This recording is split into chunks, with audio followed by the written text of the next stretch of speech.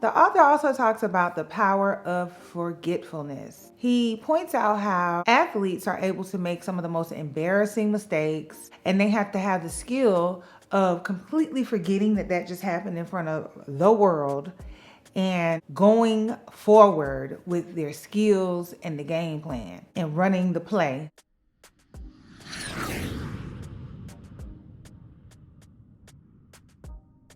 Welcome back to the Book Nook. I'm your host, Coach Shayla Ma'at, and we are reading from Psycho-Cybernetics by Maxwell Maltz. In this episode, we're talking about Chapter 5, Rational Thinking. The author starts by talking about the conscious mind. We know that the conscious mind involves what we are aware of. And in Chapter 5, he talks about how it's important to be able to use the conscious mind properly. He talked about how although making sustainable changes does involve deep diving, hypnosis, changing our perception of ourselves, and reprogramming the mind, we can use our conscious mind and our habits, our behaviors, our awareness to indeed program the subconscious mind. And he talks about how we can do this through rational thinking. He points out how the subconscious mind has no will, operates automatically based on its program, and has to be programmed by our conscious minds through repetitive action and repetitive thinking. Because we're conscious when we're carrying on an action. So although the subconscious mind is so deep and abstract, we can use our conscious mind to reprogram our subconscious mind through rational thinking. He made a great point when he said that the irrational thinking from our conscious minds is the same thing that gave us these negative programs through negative irrational actions and negative irrational thinking. So chapter 5 goes into how to use rational thinking to do the same thing.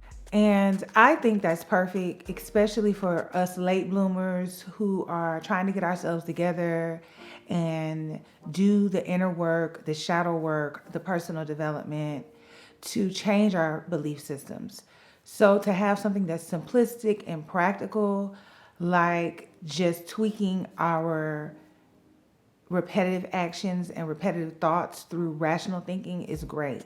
I think once we come to these rational conclusions and get a handle on the stories that we tell ourselves on a day-to-day, we can run those same rational conclusions through all aspects of life. For example, if I'm being rational about it, I am a consistent winner. I have overcome so many things. So it's rational for me to go ahead and conclude that I am a consistent winner.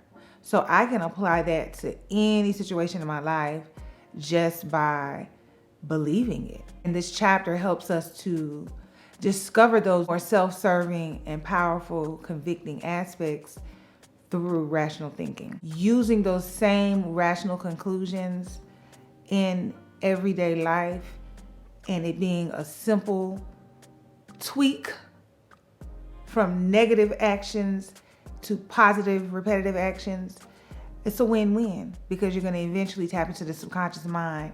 Those new positive behaviors will eventually become programs if we are consistent. The author compares rational thinking to picking a target, and that being the same target that the subconscious mind will grasp onto. He talks about using the imagination to communicate that through visualization and feeling as if. So I'm a consistent winner. I imagine myself winning in every scenario. I feel as if, and that is the communication that goes into the subconscious mind. So you're practicing rational, self-serving, repetitive actions, and you're also picturing the best outcome. You're picturing the best case scenario, and you're feeling through faith and belief and positive thinking that boom, it is what it is, we're winning. we're winning. I won, I'm a winner, and it feels great.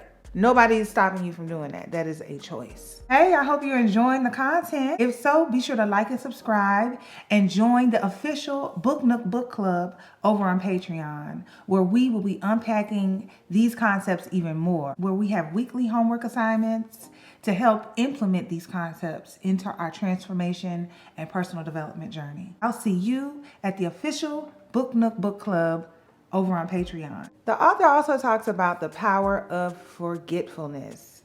He points out how athletes are able to make some of the most embarrassing mistakes, and they have to have the skill of completely forgetting that just happened in front of the world and going forward with their skills and the game plan and running the play. That's a skill. Being able to forget your mistakes. You accept them, you learn from them, you get the lesson from them, but you don't let them hang over your head and be embarrassed by them. You take them as lessons and then you forget them. And what happens when you go, the quicker you let it go, the quicker the subconscious mind can hook onto the corrections. So you make the mistake, you learn from the lesson, you start to make the corrections. You don't stay focused on the embarrassment of the mistake. You focus in on the lesson. You focus in on executing the new way to move. And by you doing that, now you're getting right back into what? Repetitive rational actions and repetitive rational thinking. Because it's rational, because it's the solution, it's the correct way, it's the correction. Okay, it's repetitive because you have shifted from embarrassment right into what? The solution, right into what? The correction. So your focus is where you are able to communicate to the subconscious mind through repetitive actions. And he talks about how you're supposed to forget the mistake after you learn and get right into what? The rational repetitive actions. The corrections, the lesson. He talked about when you dwell on the memories of past failures, they can multiply. Repetitive focus on these mistakes is going to just reinforce it in the subconscious mind into your belief systems and strengthen these self-limiting beliefs. Not only that, it affects your performance because you're not even tapped in. You're somewhere embarrassed when you got to be able to forget it so you can move forward. He talks about our conscious mind is what we use to focus on what we're creating. Okay? So that conscious mind is always focusing in on what's actively being created. And if you're actively in regret and remorse, guilt and shame, baby, that's what you're creating. So another great reason why is you shift your focus onto the lesson of the mistake. And practicing forgetfulness is a skill that's going to help you to be able to pivot right on to what's important, right on to a better target for your subconscious mind. Because we're always either operating out of a program, or if we're alchemists and if we're in our work, we're always reprogramming. So if you're actively working toward reprogramming, you know that it's a journey. You know that actively reprogramming is a journey of repetition and being repetitive. So you got to decide on the rational belief, the rational thought. You got to use your conscious mind, which is designed to focus on what you're creating in the moment, to dwell in on what? The solution. Dwell on the positive. Dwell on the favorable target, not the mistake, the lesson. So for the most part, we should be ignoring our failures and focusing on moving forward and only taking our lessons along with us. Hey, I hope you're enjoying the content. If so, be sure to like and subscribe and join the official Book Nook Book Club over on Patreon, where we will be unpacking these concepts even more, where we have weekly homework assignments to help implement these concepts into our transformation and personal development journey. I'll see you at the official Book Nook Book Club over on Patreon. I like how the author talked about how when we worry, it's a form of using our imagination. We're literally visualizing, using the imagination, the very tool that we use to communicate with the subconscious mind.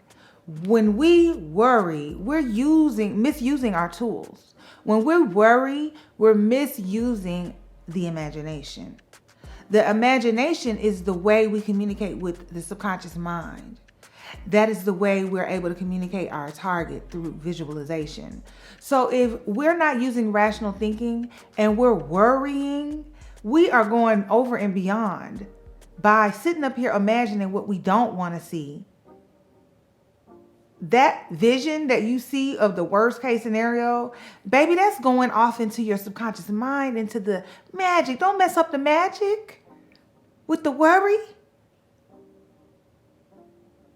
No, our imagination and visualization need to be used for the beautiful things, the self-serving things, the favorable things, what we desire, not what we don't want to desire. So it's important for us to let go quickly of worry.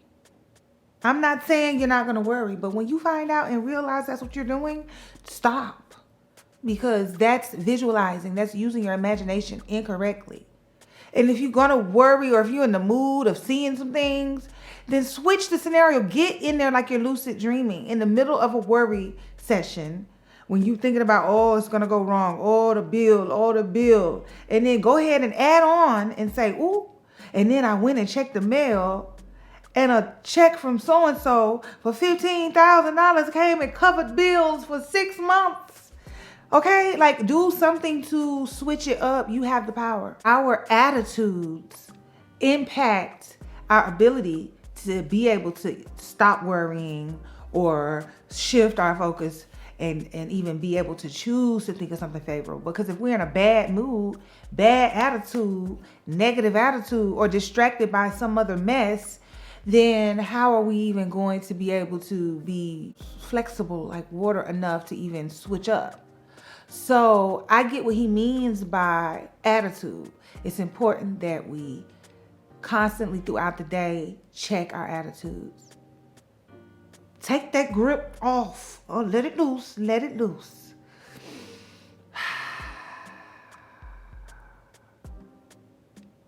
Relaxing and letting go actually is relief. It feels good. And when you're able to let go, you can change your attitude and you get into gratitude. And you want to have a good attitude to be able to not worry and use your conscious mind properly. A good thing that you can do when it comes to worrying that I do, if I can't stop myself, is I say, okay, wait a minute, let's do the math. Let's just do the math. What in this scenario do I have control over? Immediate control. And then I focus on those things. I take my concern, control, focus completely up off of what I do not have control over. And I put it on the things I can move around. And if that means I need to put on some headphones, if that means I need to leave and go for a walk, if that means I need to take a shower, wash my hands, just immediately thinking of what can I put my hands on. It has to be one thing. And even if that one thing is just writing or laughing to switch my focus, something. And that will help you to distract yourself from worry. Because, I mean, I'd rather be doing something pertaining to something I can do than worrying about something I can't do or I have no control over. So I think that's a good thing. Just try to focus on what you can focus on. I've been able to come up with some great homework assignments for this episode of the Book Nook.